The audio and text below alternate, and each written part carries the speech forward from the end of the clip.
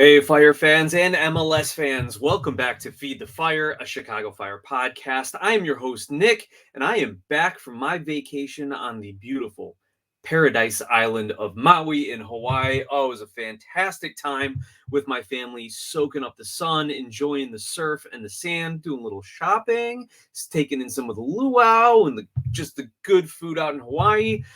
And, quick little soccer story. We are hiking in the valley, the Io Valley in central Maui, and there's a mom, dad, and a couple kids. And my wife asks the mom, "Hey, would you take a picture of our family?" And I look down at the little boy, and I'm like, "Hey, man, cool shirt." He's wearing a Columbus Crew, like, Kids Academy t-shirt as he's with his family in Hawaii.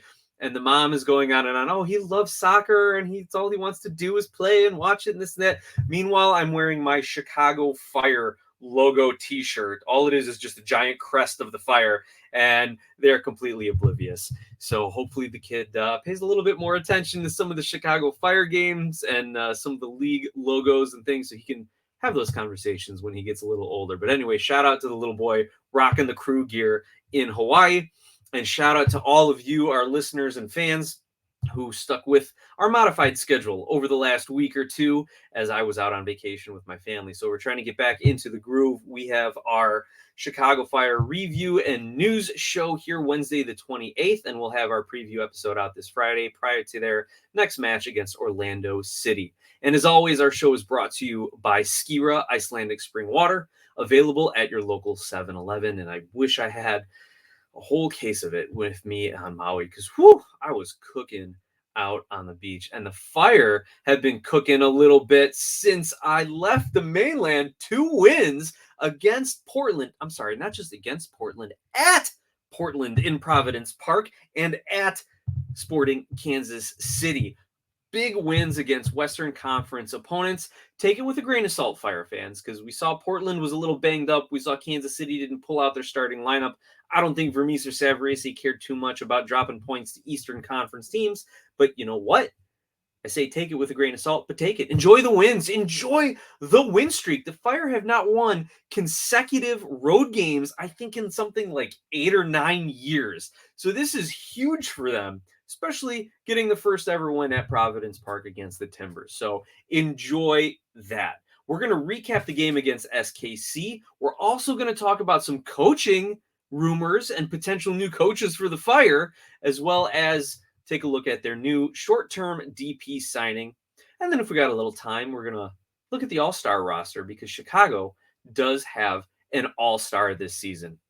Now, like I said, the Chicago Fire are on a 2-game win streak, 6 points in 6 since coming back from a little bit of a midsummer break here.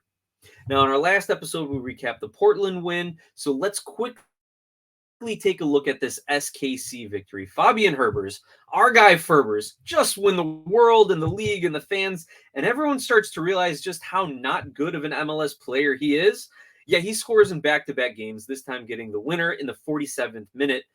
A lot went right for the Fire on this play, but that's how it has to be when you're scoring goals at the professional level.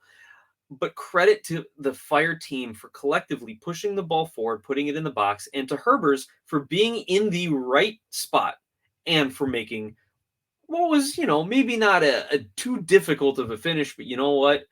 Anytime you're in front of goal like that with an open net like he had, and I shouldn't even say open net, with a wide chunk of the net open, it's a difficult finish. So credit to him being in the right spot, heads up play, and the entire team pushing the ball up the wing, getting the cross in, getting it to Herbers for the goal. So good team play, and we need to see a lot more of that if the Fire are going to continue their point streak against Orlando City this weekend. But let's take a look at some of the statistics. And here's where I think this victory you got to take with a bit of a grain of salt. The Fire only had 34% possession. Now, part of that is because they went very defensive late in the game and pretty much allowed Kansas City to just knock the ball around the Fire's defensive half, but really not get any quality opportunities. So in this case, the possession, yes, it's lopsided, only 34% for the Fire, but that was as a result of the game states and the Fire really taking their foot off the gas in that second half. 12 shots, 5 on goal. Not terrible for a Fire team that's been struggling to generate any offense. It's definitely better than some of their other games. only 351 total passes. So again, you saw that they were playing a counterattacking style and just gave up on possession at the end of the game. 82% passing accuracy, so not a lot of movement, not a lot of passing in the attacking third or in attacking zones. Again, typical of a counterattacking and defensive style. 2 offsides. They did win 47 duels to Kansas City's 45, and they did win 12 tackles to Kansas City's 10. So, as we've talked about in the past, the Fire actually are not a terrible team when it comes to tackling and one-on-one defense. 4 saves by Brady on the night, 34 clearances by the defense over the course of this game. That is a huge number, especially compared to Kansas City's 3. So again, this is absolutely indicative that the Fire are going to bunker and protect any sort of lead that they have. We've seen Klopas do it to mix results, and I doubt it's going to change anytime soon. 12 fouls, 3 yellow cards, and no red cards, the big key there. Looking at some of the advanced statistics about the goal scoring here, only 0.8 expected goals out of 12 shots and 5 shots on target for the Fire. So again, they are generating very, very low quality or low percent chance of success or low percent chance of scoring shots here. No single shot that the Fire had was more than a 17% chance of scoring or a 0.17 XG. So very, very low percentage. So what we're going to take from this Sporting Kansas City game is 3 points and a little bit of caution. That's what we're going to take from this, Fire fans. We're going to enjoy it. We're going to be happy that we've secured some points and maybe stabilized the free fall down the table. But at the other hand, sorry, I am not optimistic. I don't think the Fire have turned some corner. I think this has a lot to do with the fact they were playing non-conference opponents who weren't as I don't know what to say, as hung up on getting points against the Fire, despite them being home games. But we did see Portland banged up. Kansas City didn't put out their probably best starting 11, and Vermees was probably a little late on the subs. But also, you saw Kansas City just fail to execute. They had some good play and some good buildup and just could not find that final pass. Kansas City, for what it's worth, only 0.9 expected goal. They could not create that key pass or a pass leading to a shot attempt before or against the Chicago Fire defense. So that is something to keep an eye on moving forward. Now let's quickly recap the standings here. On the top of the table, again, we've got Cincinnati, New England, Nashville, 1, 2, 3. But where do the Fire sit? The playoff line right now is 26 points. DC United is in 9th place at 26 points. The Fire, meanwhile, are in 12th place on 23 points. Between them, Charlotte and Red Bulls on 24 and 23 points, respectively. Behind the Fire, New York City, Toronto, and Miami, 21, 19, and 15 points. Now, I've said it in prior shows. During this offseason, all these other teams around the Fire are probably getting better or will be getting better. TFC might be getting better by subtraction after firing Bob Bradley recently.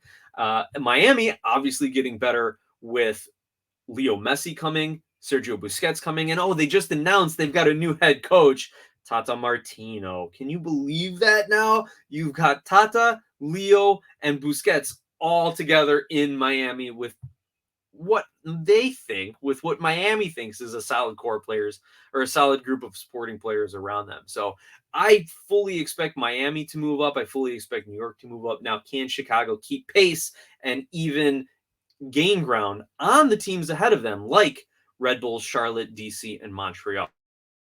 No easy task for the Fire, who had a very front-ended home schedule. Most of their home games were towards the beginning of the season due to playing in Soldier Field and having the Bears have priority.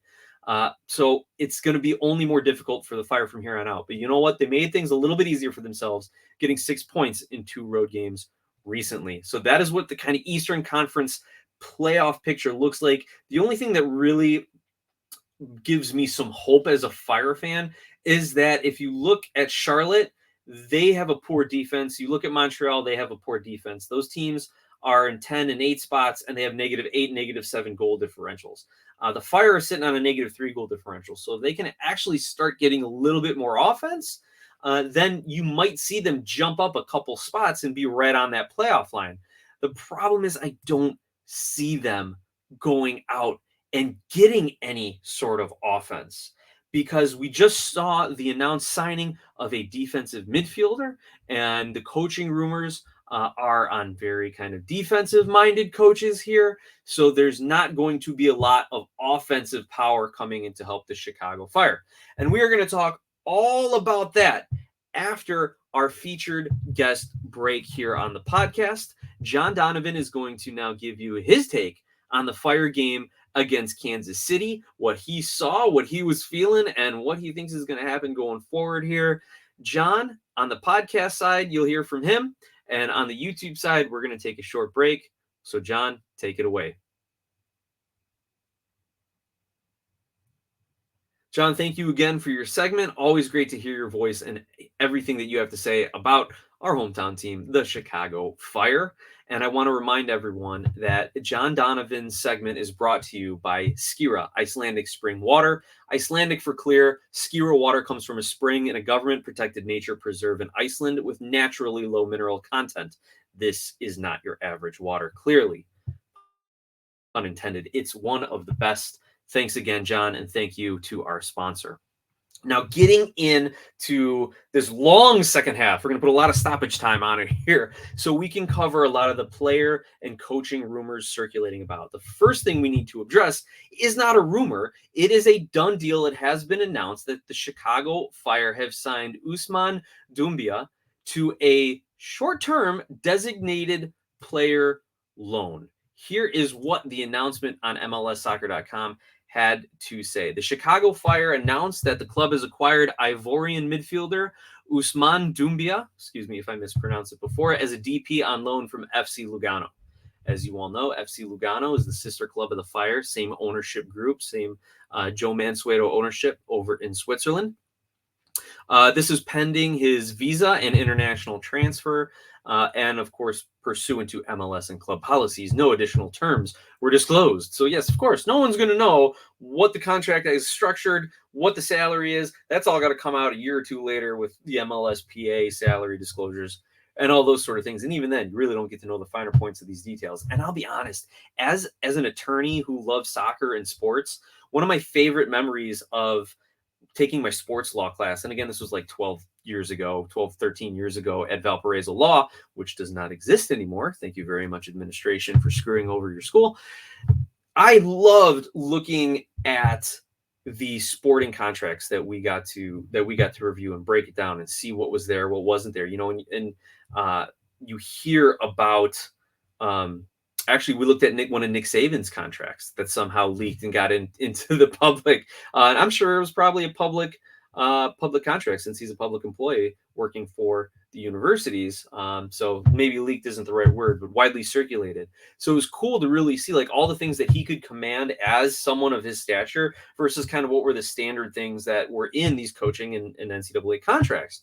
I would love to be able to look at an MLS contract and break it down and see things like who's got sell-ons, who's got no trade options, who has some sort of equivalent of like a relegation clause. I know we don't have relegation in MLS, and I'm not about to start that argument, but maybe there are certain things that if the team does not advance so far or make the playoffs or falls below a certain points per game or something like that, then they get traded. I think that would be a really creative thing for some of these agents to do, and I'd be interested to see if it was in there. But as we know, MLS, private, single entity type structure, and the clubs are actually just franchises, so they get to protect all of this information.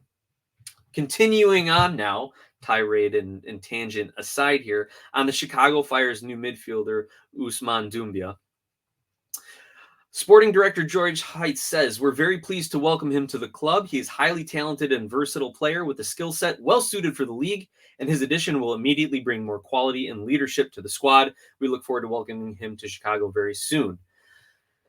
Okay, interesting comments by George Heights. Very vanilla comments. Sounds like someone who doesn't know who he's talking about. Oh, he's got a great skill set for this league. What? He's a 31-year-old defensive midfielder. Like, okay. I'd say most 31-year-old defensive midfielders would have a skill set suited for the league. You're certainly not going to sign someone and say, you know what, I don't think this guy can cut it, but had to sign somebody. I had a few bucks lying around. Like, no, so these comments are very vanilla. They really mean nothing, though people are looking at his comments and looking at the signing, a short-term loan designated player deal, as this is the last Heights is gonna make, that he is out the door. He was not allowed to go out and try and find a big name DP striker. He was not allowed to go sign any long-term deals or anything more than this end of season deal, right? So this is a sign that Heights is on the way out. I can only hope that's true. Now, continuing on about the new player, Doumbia, age 31, joined FC Lugano from FC Zurich and has helped them advance in the Swiss Cup final. So he's been playing in Switzerland for a large chunk of his career, including 65 regular season matches, 3 Swiss Cup matches for FC Zurich, prior to jumping over to Lugano, where he's had 40 starts in 43 matches. So he is playing very well. And interestingly, at age 31, some of the best football of his career. And actually, I saw floating around on Twitter player rankings of the Swiss league, and I didn't see the source because it was just a snippet of a picture, but it actually has Doumbia as, I think, the second or third highest rated player in the Swiss league so far. Again, he's from the Ivory Coast. Nothing in here says he's had any sort of national team call-ups, so I think that is probably one knock against this signing, is that his cap is the Swiss league, is a very, very good Swiss league player. But the other knock on the signing is it's another D-mid. I mean, we have Jimenez, we have Torres, Pineda can play there, Herbers has played there when he's not playing on the wing or just running around knocking people over and getting crazy yellow cards. So we have a glut of midfielders on this Chicago Fire roster, and they bring in another one, a 31-year-old at that. So some people are saying this is Gaston Jimenez's replacement, but other people are saying if you're going to replace Jimenez, why are you bringing in a 31 DP on a short-term deal? I almost wonder if this is some clever accounting from overseas with Lugano. And people, here's your tinfoil hat conspiracy theory, is that ownership, Joe Mansueto, is just more concerned about the Swiss team winning than he is right now about the Chicago Fire winning. And who knows? I find that very hard to believe personally, considering all the moves that he's made and the money that he's spent here so far. Or should I say the money he's allowed other people to spend, since it has not been spent very wisely. And I would imagine Mansueto, if he were well-versed in soccer, would be making some better moves. But I digress. We've got Ousmane Doumbia as our new DP pending his visa. Additionally, it's going to take up an international roster spot. So I don't think that that's a really good way. You're going to add a short-term DP and it's going to be an international guy. I guess it's going to be an international guy if you're going to pay that kind of money and bring in a higher caliber player. But I still say at this point in the season, let's bring up some of the young kids and see what they can do. Bring up some guys from CF2 and try and develop some more talent. Now, that's enough about the new signing. Let's take a look at some coaching rumors here about the Chicago Fire. Now, this was one that came out on Twitter through a handle that I saw, an account I saw, Hellas Football, quoting to a Gazeta Greek article about potential coach Nikos Kostenoglou, who supposedly, according to my Chicago Fire group chat, was at the Portland match. Now, I don't know if people were just being silly saying, oh, I think I saw him there, or if they actually did, but at least that was the unconfirmed rumor in my Chicago Fire group chat, that Nikos Kostenoglou, excuse me, my pronunciation is slipping here, was at the Fire game in Portland. Now, this name actually is not the first time we've heard it, and it's not to be confused with I can't even remember the exact name of it, the former Celtic, now Tottenham coach, also Greek coach and teammate of current interim manager Frank Lopez. Now, this name, Nikos K, was reported back on May 19th by a Greek sporting website, Sport24, that he was already in advanced talks to join the Chicago Fire coaching staff. And then again on June 20th, Sport24 in the Greek edition of the Gazeta, and again subsequently picked up by the account Hellas Football, was reported that he has a 2.5-year contract in place, and he's just waiting on his work visa to clear before he can legally sign the contract and start working for the Chicago Fire. That, to me, is extremely interesting, because that would mean that the statement of Klopas is going to be the head coach for the end of the season no longer applies, and that Kostenoglou is going to come in and take over for this season. Or maybe they modify the contract if they can't get the visa done in place. Additionally, that's a decent contract for an MLS coach to come in on 2.5 years. Essentially, he's going to get half a season of real time plus an off season, and then he's going to get a season and a half at least to prove himself as a coach. Plus, for Kostenoglou, this would be the longest coaching tenure he's had. He has been a journeyman coach, all of it coming in Greece, as well as a short stint with the Cyprus national team. All of his coaching has been under 2 seasons, let alone, I don't think he's coached anywhere more than a full season, with Cyprus being the exception, being just over a year. Interesting for him then that this would be the longest contract, should he survive it, that he's ever had. Now, part of the reason for that, I know what you're thinking. It's like, oh my God, why would they hire this guy? He's never been anywhere more than a season. He must be terrible. Well, part of the reason is because a lot of his coaching experience in Greece has been interim manager, caretaker type roles. He's been with Ike Athens, part of their youth academy, stepping up as interim, going back down, taking another job in Greece, coming back to Ike, where he was a player for many years.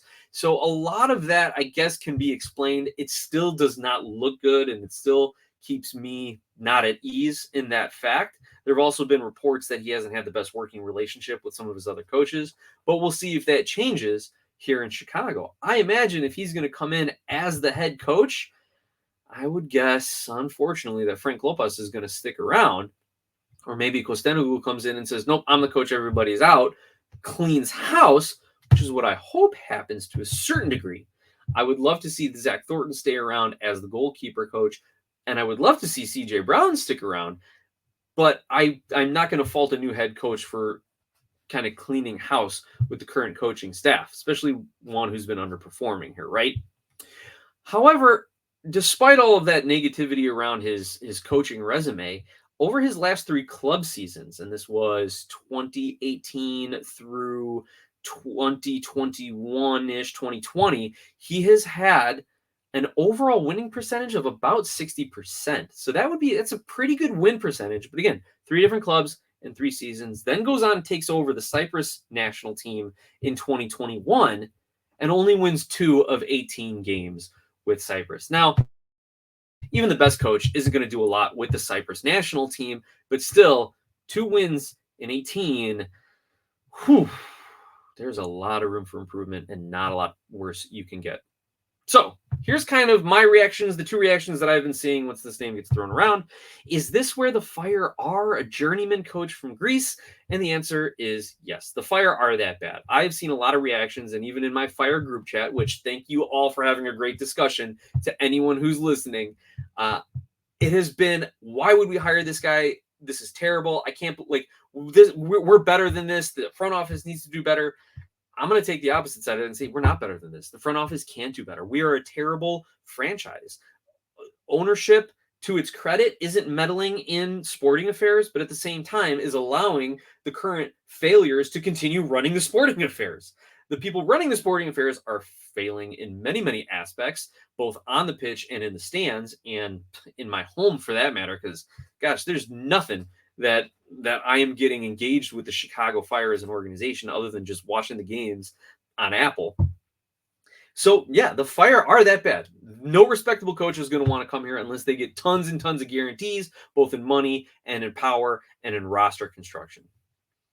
But the other reaction, and kind of what I hope prevails, is the will it work reaction. And all I can say is maybe at this point. Yep, that's lawyer Nick hedging his bets here. Well, it depends. Maybe, maybe not. Right? It seems like he's had some recent success. Kostenoglou has had some recent success as a coach. And if the Chicago Fire have been courting him for the last month, hopefully there are further discussions and things being put in place, things they're looking for in order to help him succeed. And if this gets Koutsias more playing time, if a Greek coach is needed to get your young Greek striker playing and scoring, then I am all for it. Again, my biggest fear is that this means Frank Lopez is going to have his fingerprints all over this club for the next however many years to come, and we're going to continue this subpar, mediocre acceptance of a bad play, of bad organization. All right, that's what I got to say about that rumor. The other rumor, let's throw it out there. I mean, Bob Bradley just got fired by Toronto FC today, Wednesday the 28th. I'm sorry, not today, the 28th. but within the last day. And does he come to Chicago? Actually, no, I think he did get fired today. Yeah, that's where my head's at. Jet lag, folks. It's real. Then you go right back to the office and work for a full day. Jet lag. It's real. Anyway, Bob Bradley is out in TFC. Do the Fire call him up? I think the Fire should call Bob Bradley, and not because, let's slow down a little bit here, people, and not because I think that they should seriously consider Bob Bradley to take over the Chicago Fire. Toronto needed to win now, and Bob Bradley couldn't do it despite their big signings. Chicago needs to rebuild, and I don't think Bob Bradley is the person to be involved in a full rebuild like Chicago Fire. Additionally, the criticism, I don't know if I necessarily agree, I haven't given it much thought myself, is that Bob Bradley has not kept up with Major League Soccer. The changes in players, rosters, tactics, all that sort of thing, style of play, whatever you want to call it, that he has not kept up with it. I think that's interesting because he did very, very well with LAFC, despite the lack of an MLS Cup. Carlos Vela had the best season in league history underneath Bob Bradley. Believe they won the Supporters Shield and set a record with him. LAFC came roaring into this league under Bob Bradley, and there's a reason why they picked him to be the first manager in their franchise history. So that was only 4 years ago, people. So has the league changed tactically so much in that time that he couldn't adjust? I don't think so. But there are little things that I think he is missing, and he definitely was not getting the best out of Insigne, Bernardeschi, and others on that TFC squad. So I don't think Bob should come into the Chicago Fire locker room where you've got Shaqiri and Kamara, and you've got other veterans in that locker room. And then on the flip side, you've got young talents like Gutierrez who are already taking on leadership roles. You've got Rafa Chijos.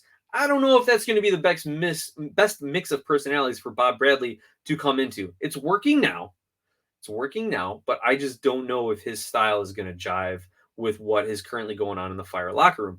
But I still say you should give him a call and see what you can learn from him through this interview about yourself, Chicago Fire organization. And additionally, you need to call and reach out and make it look like you have an active search. Now, this might all be moot if the Kostenoglou rumors are actually true, but no one on this side of the Atlantic is reporting it. No one in MLS circles is reporting it. So again, take that for what it's worth. But you need to actually be out there talking to people. Additionally, would Bob Bradley be the worst coach possible? I don't know. Some people think Kostenoglou is the worst coach possible at this point. But Bradley has had recent success. Bradley has had a lot of success in his career, and maybe just saying, "Hey, Bob, give us what you can for the next year while we figure everything out on the front office side of things," might take some of the pressure off of him and might allow the squad to play a little more loose. Next bit of coaching talk and rumors no more. Tata Martino, yes, Gerardo Tata Martino, formerly of El Tri in Mexico and formerly of Five Stripes in Atlanta, is now the new head coach of Inter Miami. Tata Martino is going to be in charge of Leo Messi, the newly signed Sergio Busquets to Miami, as well as their entire current complement of players sitting in 15th place in the Eastern Conference, and former Atlanta United striker Joseph Martinez. This is going to be something to see if Tata's got a little bit more magic, if he can rejuvenate the squad a little bit, and if he can manage how Messi and Busquets are going to play in Major League Soccer. This is an incredible signing. There's been rumors that teams in the league were trying to court him to come back, that Miami being at the head of those rumors. Meanwhile, from Chicago's point of view, we're looking at journeyman coaches from mid to low tiers in Europe, and Miami go out and get Tata Martino. So that's where we are, Chicago Fire fans, in this pecking order. And with that, I am going to quickly run down the MLS All-Star roster because Chicago's very own Kai Kamara has been selected to the 2023 MLS All-Star game. And here is the little blurb that was put out there for Kai Kamara. One of the most prolific goal scorers in MLS history, Kai ranks third in MLS scoring with 144 goals, just one behind Landon Donovan. In his first year with the Fire, Kamara leads the club with 5 goals in 16 games and became the only player in league history to play for 10 different teams during his career. So that is the MLSsoccer.com blurb on Kai Kamara, and it's very, very clear. If you didn't already know, he's the commissioner's pick. There's no way any player on the Chicago Fire should be an all-star. Maybe you give a shout to Rafa Chihos. Maybe you give a shout to Chris Brady as like a 3rd or 4th spot. Maybe do the goalie wars thing. There's a lot of good goalkeeping in MLS right now, that's for sure. Some bad goalkeeping too. But Brady definitely trending in the right direction there. But there's definitely no way anyone from Chicago gets in on a fan vote or a coach's pick except Kai Kamara coming in on the commissioner's pick. Now, here are the other players that made it. Let me know what you think in the comments since I don't have time to break it all down. If you think anyone got snubbed or if you disagree with this. So the 2 commissioner's picks, Kai Kamara of Chicago and Matthew Choinière of Montreal, giving, I think, that's Montreal's only all-star pick. That is. So getting a couple more teams represented there. But the players who got voted in, Bouanga of LAFC, Ferreira of Dallas, Morris of Seattle, Acosta of Cincy, Almada, Atlanta, Aiden Morris, Columbus, Hani Mukhtar, Nashville, Alvaro Barreal, Cincinnati, John Gallagher, Austin, Matt Miazga, Cincinnati, Walker Zimmerman, Nashville, and Roman Berkey of St. Louis City. So a lot of good attacking talent in this all-star game. In form, these guys are going to give the Arsenal defenders a little bit of trouble, I think, because Arsenal, as we know, in their offseason, this is part of the preseason warm-ups, a nice little time for them to come over to DC, enjoy what US has to offer, what MLS has to offer, and have some fun in the skills challenge and hopefully not beat the MLS All-Stars in the actual match. So those are the roster that got voted in. Here are the coaches' picks. Here's Wayne Rooney's picks. Of course, you got to start with Christian Benteke, his friend and striker there at DC. A lot of other people were saying, Tyler Miller? Why would you pick Tyler Miller, the DC goalkeeper, to join? But you know what? That's Wayne Rooney. That's what he's going to do. He's going to get him probably some minutes in the MLS All-Star game. I don't know. Maybe there was a promise. Maybe there was a bet in practice or something that we're going to find out later on that comes out. But that would be fantastic to see Miller get in there. You have Christian Espinoza from San Jose, Yorgos Giacomakis from Atlanta, Hector Herrera, Houston, Jose Martinez, Philly, Ricky Puch from LA, Lucas Zelarayan, Columbus, Ryan Hollingshed, LAFC, Tim Parker, St. Louis, John Token, recently called up to the USMNT, John Token of Red Bulls, and Jordy Petrovic of New England. So those are your MLS All-Stars.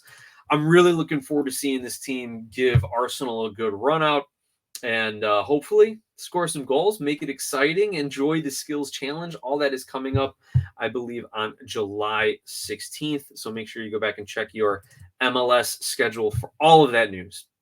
Well, Fire fans, soccer fans, thanks for sticking with us again. I'm glad to be back talking MLS and the Chicago Fire with you after my vacation.